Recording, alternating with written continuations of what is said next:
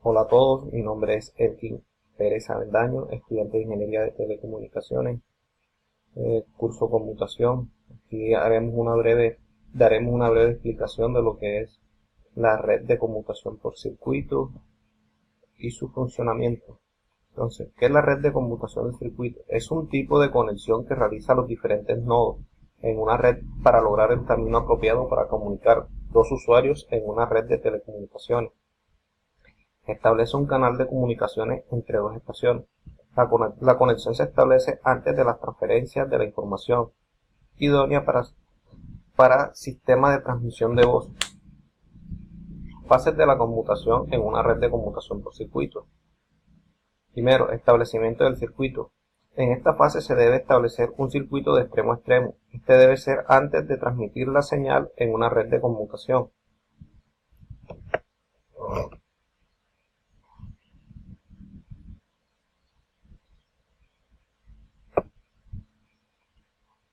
Una red de conmutación entre dos estaciones. Bueno. Transferencia de datos. Después de establecer el circuito, la información se podrá transmitir, desde la estación de origen hasta la estación de destino mediante la red.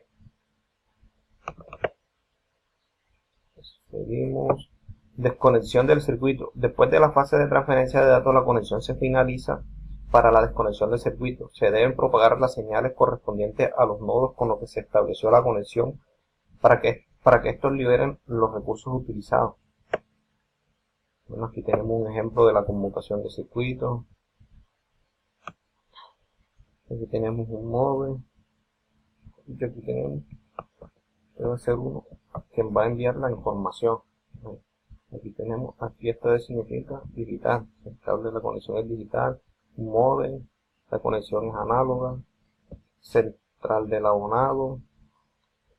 Acá tenemos que es digital la conexión, una central larga de distancia, la conexión digital, central del abonado.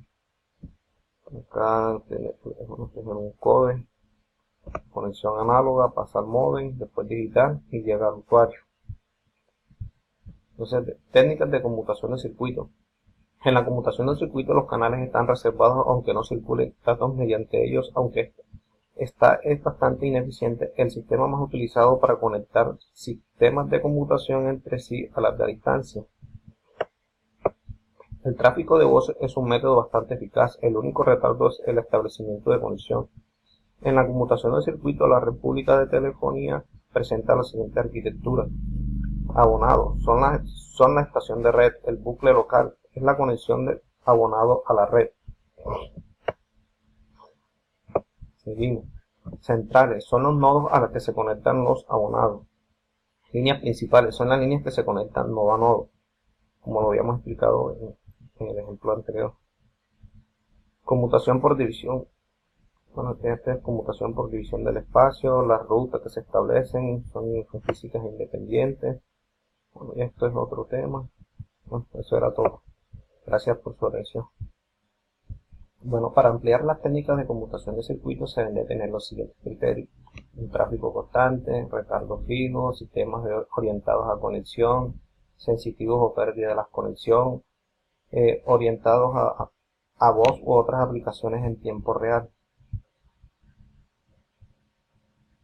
Bueno, la red pública conmutada es una red de comunicación de circuitos tradicional optimizada para comunicaciones de voz en tiempo real.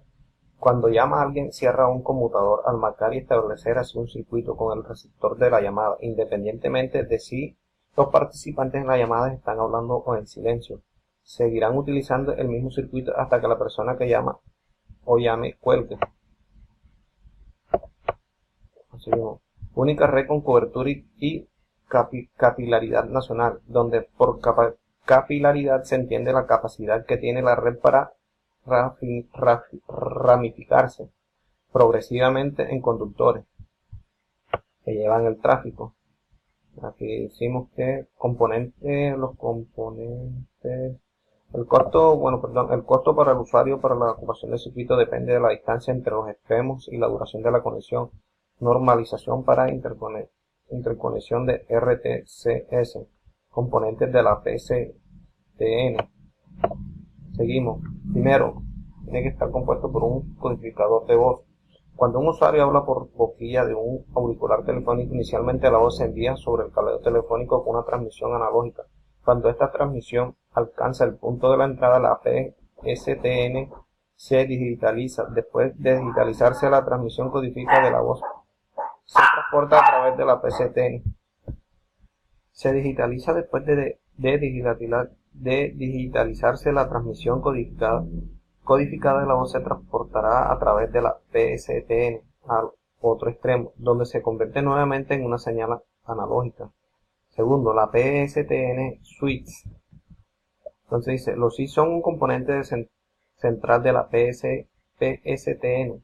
Varios tipos de switch mueven el tráfico entre los enlaces y proveen los circuitos y la conexión dedicadas necesarias para el manejo de las llamadas. Las conexiones entre switches normalmente se denominan líneas troncales y la capacidad de líneas troncales es generalmente indicada en términos del número de canales DSO.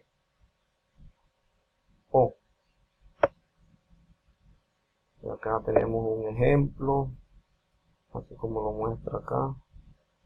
Ahora la señalización.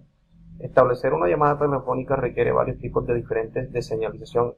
Informar a los dispositivos de la red que un teléfono está descolgado. Suministrar al destinatario la información de forma tal que la llamada pueda ser ruteada apropiadamente y notificar que el ingreso de una llamada tanto para la persona que llama como al receptor. Bueno, entonces acá tenemos otro ejemplo. Aquí tenemos nuestro teléfono, aquí tenemos la llamada, la STP, acá abajo, la FSTN, el SS7, el lugar, o sea, nueva red, teléfono analógico, el Private Branch o PBX. El PBX es la base de la mayoría de las redes corporativas de voz. Típicamente una red telefónica corporativa es distinta a un sistema telefónico residencial. En un ambiente corporativo, la red tiene que servir a múltiples usuarios que necesitan alguna característica avanzada, tal como identificación de la llamada, transferencia de llamada, derivación del teléfono. Seguimos. Actúa como una sola red e incluso sirve a oficinas que están fuera del edificio principal, o sea, como lo muestra este ejemplo. Tenemos el litro de la PBX. Quinta, los teléfonos. Tradicionalmente los teléfonos que se conectan a la PSTN son de dos tipos, analógico y digital. El teléfono analógico es el tipo de teléfono que la mayoría de la gente tiene en su casa. Este se conecta a la PSTN a través de una línea telefónica tradicional y envía una transmisión analógica en una forma de onda que varía con el tiempo. Y el teléfono digital es el tipo de teléfonos que generalmente utilizan las corporaciones. Este se conecta directamente a la PBX y envía las señales digitales con un formato específico. Bueno, aquí tenemos otro ejemplo.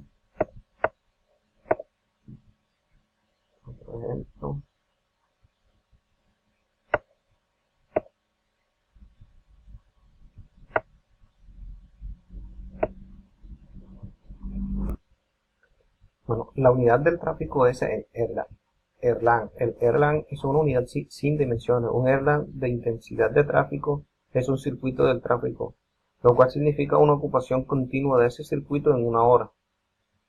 Entonces, el Erlang es equivalente en una llamada, incluyendo intentos de llamadas y de retención.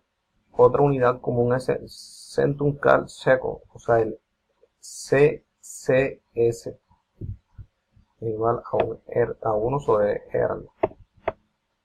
Y seguimos.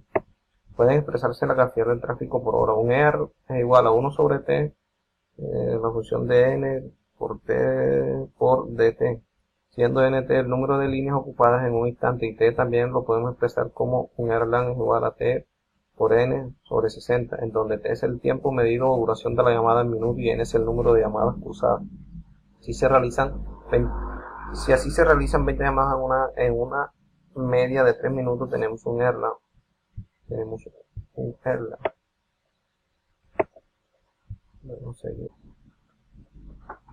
Bueno, la calidad de servicio y calidad la calidad del servicio y el grado de servicio en telefonía. El servicio telefónico tiene por objeto facilitar la conmutación oral, la comunicación oral entre los usuarios del mismo, conforme a unos estándares de calidad recogidos en las diversas recomendaciones de la CCITT, ahora UIT.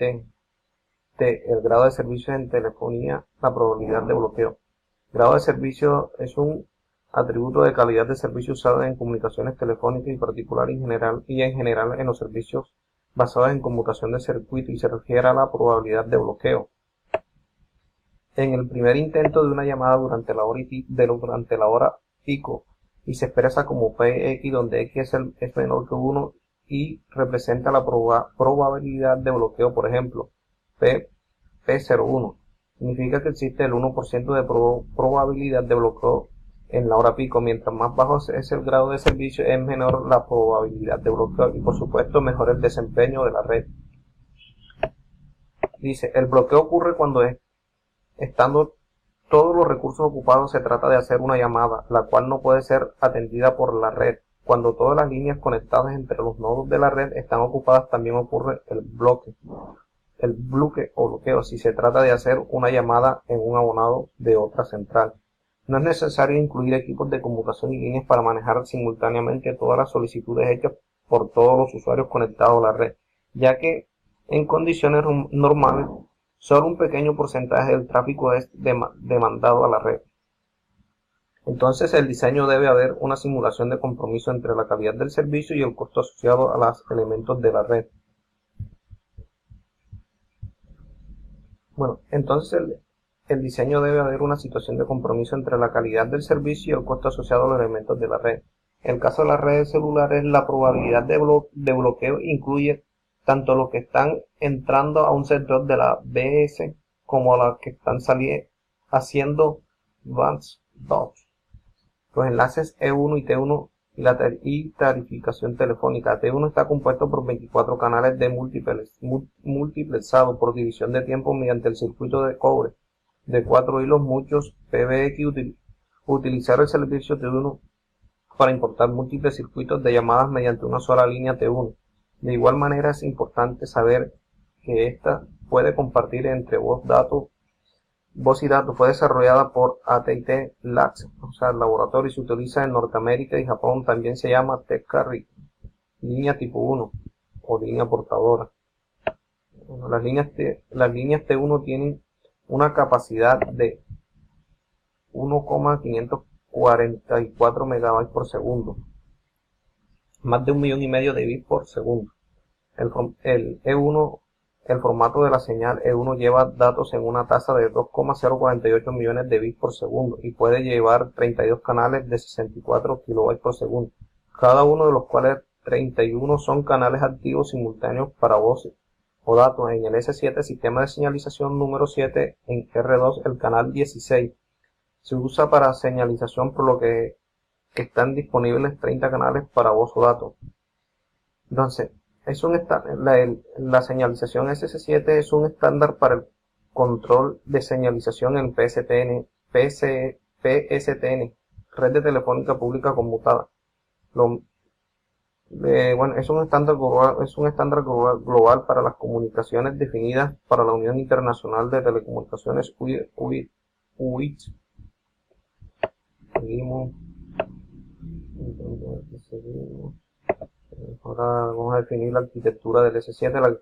La arquitectura de señalización del S7 consta de 3 componentes esenciales interconectados a través de enlaces de señalización, punto de conmutación de la señal, programa de seguridad social son los interruptores de software que han concluido los enlaces SS7 y de señalización, punto de transferencia de la señal STP. Son conmutadores de paquetes y actúan como routers en la red S7. Los mensajes no suelen ser originados por un STP, los protocolos del SS7. Nivel 1, físico. En general, en las redes S7 tradicionales, los enlaces de señalización se implementan mediante transmisión TDM, o utilizando canales de 64 kilobytes por segundo dentro de tramas punto a punto de 2 megabytes por segundo. E1 normalizado, nivel 2. enlace de datos, el nivel de enlace de datos proporciona la red con la entrega de